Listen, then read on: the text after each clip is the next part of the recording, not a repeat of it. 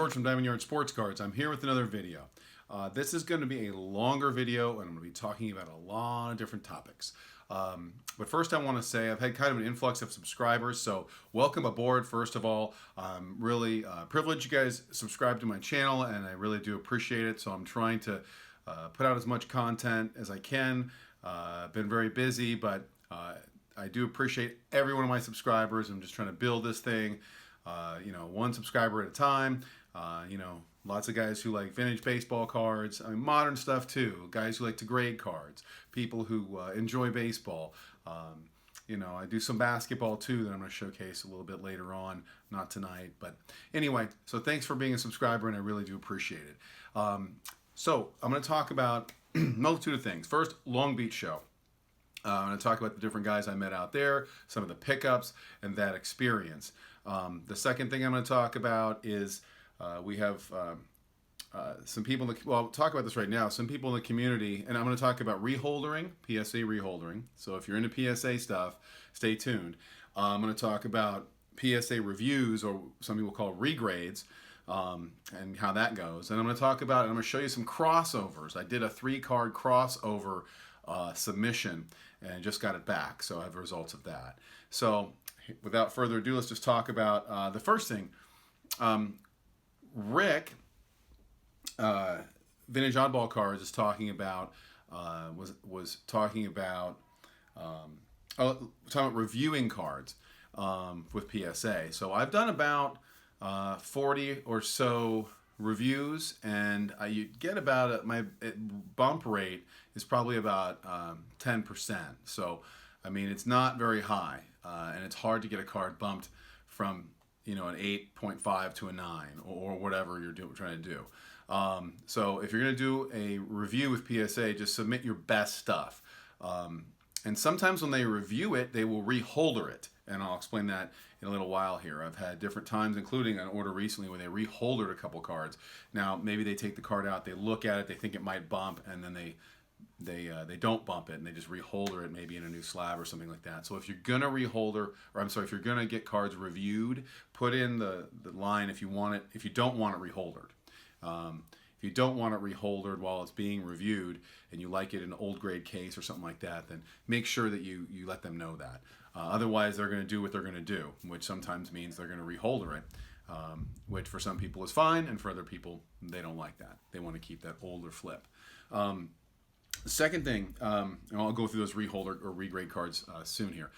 Reholdering cards. Joey brings it. Shout out to Joey. Shout out to Vintage Oddball Cards and Rick as well. Joey was talking about in a recent video about getting some cards reholdered. Now, I've had a lot of cards I've gotten reholdered over the years, probably 70 cards or so. And I've had one card recently that was a battle because PSA clipped it. I call it, they clipped my Willie. This Willie Mays got damaged during a reholder. It was a PSA 8, now it's 3 grades lower.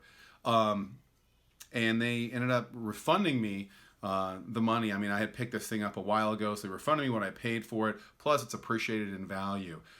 So just be mindful that accidents do happen. Now, some people are more sensitive than others about if a card gets damaged.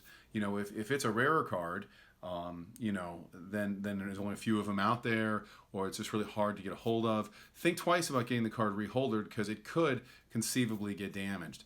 And another tip is, when you do put in for the value of the card, put in the value that you would have to pay to replace that card. Not what you bought it for in 2012 or something, but put that value on it now. What it's worth now, plus the shipping, plus your time. Sometimes people will lower the value of the cards, the declared value, because they don't want to pay for the return shipping or pay as much. Sometimes for some reason they're diminishing the value of their card that they're getting reholdered. Just put on there exactly what you think it's worth or what you could sell it for, just in case it gets damaged, because cards do get damaged at PSA, and it's a rare occurrence, and I've had it happen with my submissions. I know you guys all have, but at some points probably. But with the Willie, they clipped the Willie, and it took quite a while to get this resolved. It took 2.5 months. And again, at the end of the day, I was satisfied with the agreement that we came to.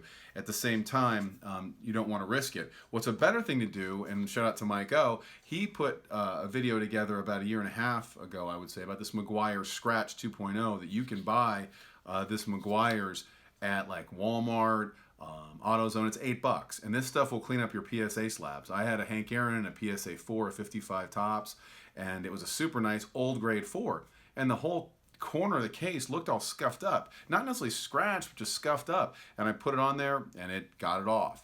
So I mean, I think you probably want to make sure that you if you're going to reholder them, obviously it's up to you. Maybe some people like it in that new Lighthouse holder, which does look really slick. Some people don't want their autographs in the old blue flip. They want them in the new red flip. I understand all that, but you know, just understand that maybe you try this Meguiar's first, give it a shot, and see if it addresses the issue with the case and the scratches. Sometimes it doesn't help, but most of the time the stuff works really well, so I'd recommend that. Again, shout out to Mike O. So we're here to look at some cards. I'm going to talk about the Long Beach show first, and then we'll go into reviews, and then we'll go into packing up your cards when you're selling them. When you're selling cards, have consideration for other people. You know, and I'll show you an example of a great card I picked up, an autograph, fantastic autograph, and the guy sent it to me very carelessly. Thankfully, it wasn't destroyed. It made it through the mail, but it really could have been damaged. And then last thing I'll talk about are my crossovers that I did with my buddy Eric. We submitted 3 cards, 2 SGC, one BBG, and of those crossovers, 1 did cross. So here we go. Let's look at some cards, guys. Okay, so pickups, Long Beach show. Before the Long Beach show, I made some pickups, and I did pick up this nice Tony Gwynn in a PSA 10. This card's been moving in value a little bit, and I really do like the pink on this card. I've always liked the card, and this is the slimmed down version, early version of Tony Gwynn, where he could hit you 350 and steal you 50 bases. Great card. Next card I picked up, this is a 82 Ricky. And, you know, this is really the Ricky Henderson card, in my opinion, that really shows you what Ricky's all about. You know, this is the disruptive Ricky that was on the base paths, wreaking havoc with pitchers and opposing teams constantly. And I think this card really shows you that's a really good pose of him, doing what he does best. This Henderson card keeps going up a little bit. It used to be a $60 card. Now it's in the $120, $130 range. So really nice card. Again, I like the pink on the background, the card itself, and obviously the Oakland A's colors there. So Long Beach show. Here are some guys we ran into, and they were wonderful.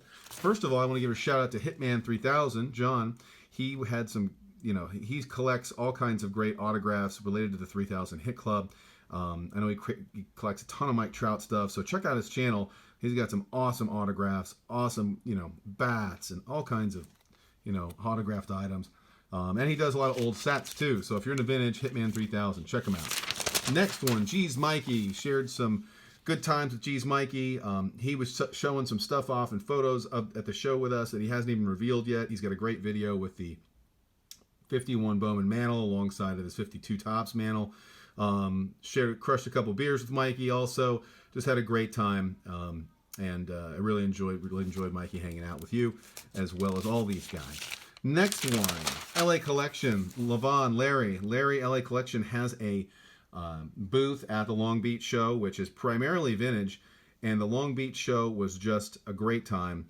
We've got LA there, and I made a trade with him, traded him a Jordan, and he traded me a great card. So Larry, I really appreciate it. It was great hanging out with you. He's got a wide variety of cards. And you know, it's just so friendly, and it was a great place to post up at. Posting up along with LA was Frank Specie, JR. If you're he's from Utah, and if you're into Elite Co 3 type of breaks, not breaks, but PSA gradings, massive amount of PSA gradings. Frank, I think at the September show, submitted about 1,300 cards for grading, and I watched it happen. It was amazing. I'm not going to, I don't want to short him those 1,300 cards. Maybe he submitted 1,400, I don't know. But he does PSA reveal videos. He has wonderful unopened stuff. He's got a great channel, so shout out to Frank. There are a couple other guys at Long Beach show we didn't meet up with, unfortunately. I know Aaron Davis was there. Psyched on Baseball Cards was there. I know some other boys were trying to get there, but it was a great time. It's a great place to drop off cards, 2 PSA for grading, and I dropped off a sweet autograph that I got graded, and I'll be doing a reveal only on that item in the coming days. It's a fantastic item, so something to look forward to there. You will do not miss this. Anyway, next I made trade with LA Collection. Here's the 2 pickups I had. The first one, Dizzy Dean. This is a 1934 Gaudi Jerome Dizzy Dean. And I traded LA, Michael Jordan, Tony's Pizza, PSA 10, and a few bucks. And he traded me this item. This is a sweet Dizzy card. Really nice green on it. Pretty well centered. Registration is really good. I didn't have a Dean. And, this is a great one. There was a story about him, when he got hit in the head. And in the papers the next day, they put Dizzy Dean. Dean's X-ray of Dean's head shows nothing. So it's got a good back on it. It's got some damage, but not too much. You can read it. It's a PSA 2, and I'm really happy with this. Shout out again to LA. The big pickup I got from Minnesota Bob, who's a dealer there, was this mantle. As soon as I saw this mantle, I said, this is the one for me. It's really nicely centered, and the registration's great. Color's beautiful, and we did a trade and some cash. I traded some vintage cards, about 4 or 5 of them, and some cash. Hey, Ryan, what's up, buddy? It's Gavin. Oh, Gavin, I'm sorry. I can't look over my shoulder. My son Gavin is in the room watching the video right now. He's of the famous video with the Cynthia and the PSA 10, and he submitted more Pokemon cards. Yeah? Yeah. Okay, so this is the mantle I picked up. Really nice mantle. So I want to talk now about reviews with PSA, or we call them regrades. I submitted these 5 cards for regrading. You know how many bumps I got? 5 cards, I got 0 bumps. And these are some pretty good cards. But this is just the way it goes. And you don't know until you try. So, why not, if you feel like the card's really nice. This was a 54 Topps Jackie. You can see here it's an old grade 5. And the centering on this thing is killer. You've got great registration on this thing. And I just thought this thing, to me, it looks like a 6. I mean, maybe the corners are 5 corners, but I mean, it's just a fantastic Jackie. And they didn't see it that way. They gave it a 5.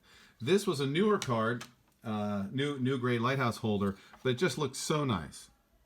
And so this Jackie I submitted made me thinking it might get a 7. Centering is good. Really one of the nicest 55 Topps card I have. But it didn't make the cut. And that's fine. I mean, at least I know now.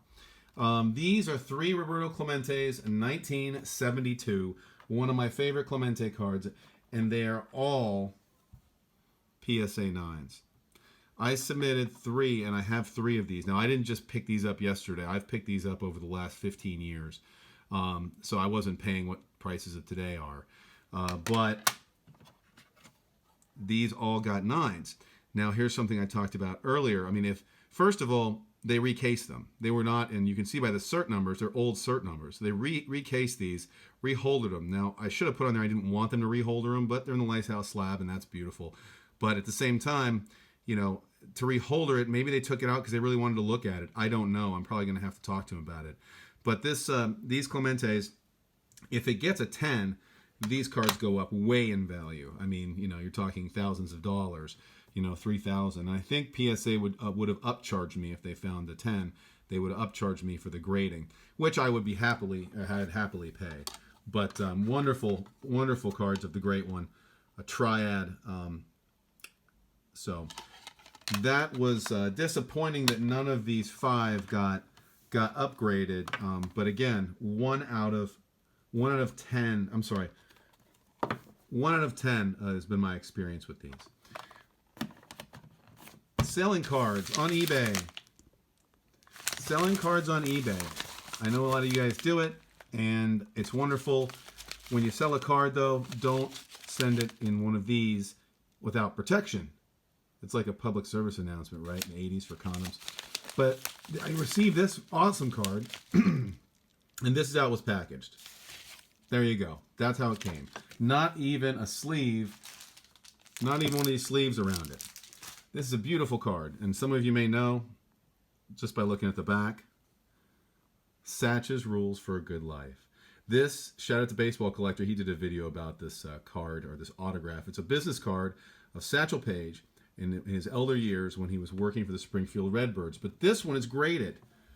It is graded a PSA Mint 9. And it's a wonderful autograph. I love the Redbirds logo and the back of it. But I'm thankful, thank God this thing got to me and wasn't destroyed. You got the back here, Satch's, rule number 1, avoid fried foods because they anger the blood. Don't ever look back. Something might be gaining. PSA 9 of the legend, Satchel Paige. Last thing I want to talk about, and by the way, again, don't package things up like this. Put some bubble wrap in there. Be respectful to other collectors. Be respectful to the item you're selling. Be respectful to the hobby. Last thing, this was crossovers. 3 crossovers. One from my buddy Eric, a 34 Gaudy Hubble in SGC 4. I had a BBG Mantle and a PSA, BBG 5.5, and there's a Joe Morgan rookie in an SGC 7.5. We would not accept anything less than the grade that was on there. We did not want PSA to lower these. So, as a result, we got 1 bump of 3. The first one was... sorry, guys. First one was the Hubble. The 34 Gaudy Hubble, my buddy submitted. Nice card in a 4. We wanted a 4, or he wanted a 4. Really beautiful card. They didn't bump it up. Old grade SGC of the meal ticket. Clean back, white back for a 4. Anyway, he was disappointed, but it is what it is. Next card, 55 Bowman Manimal, minimum grade. I wanted a 5.5. They didn't give me a 5.5. Really nice mantle. It's got a little wax stain on the back. Maybe that's the reason. But I did not want to crack this and submit it raw. I figured that was too risky. Not the cracking part. Actually, you can just take some channel locks and crack this pretty easily. However, it's more the grade. I don't want this to go from a 5.5 to a 4.5. But anyway, so they didn't bump that one. But they did bump the Joe Morgan. Was a 7.5 SGC. Now it resides in this beautiful PSA 7.5 holder. As you can see, this is really, really nice, nicely centered Morgan. The colors are really crisp. Real good color on this card. So I was real happy this thing bumped up. These don't, crossing these over is always an adventure. I know there's a lot of other guys done videos about it, but happy to get this Joe. And don't forget Sonny Jackson in a beautiful 7.5. So guys, thanks again for watching. I know this was a long video. I hope it was informative, at least in some fashion to you. So keep collecting.